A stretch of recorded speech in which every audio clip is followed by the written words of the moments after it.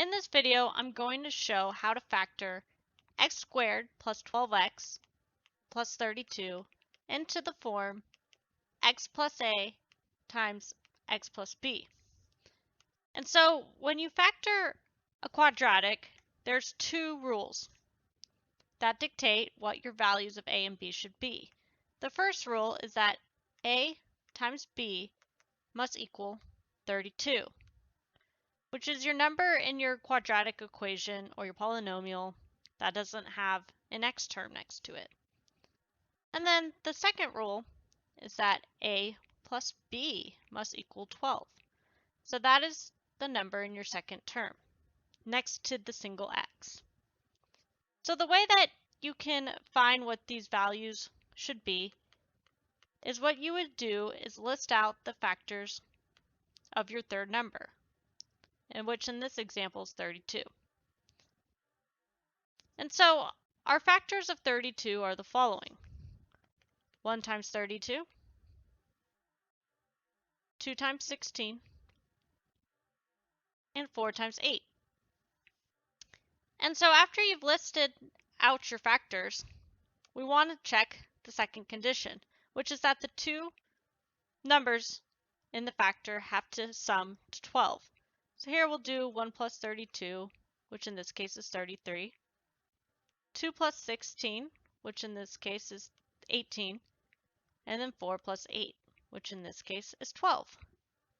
And so as we can see, our third option, our factors 4 and 8, fit our rules. 4 times 8 is equal to 32, and 4 plus 8 is equal to 12. So then we have our final answer, which is x plus 4 times x plus 8. And we have successfully factored this equation. So now in the next part of this video, I'm going to actually derive where these two rules come from for those who are interested. And so when you have x squared plus 12x plus 32, we need to put it into the form x plus a times x plus b.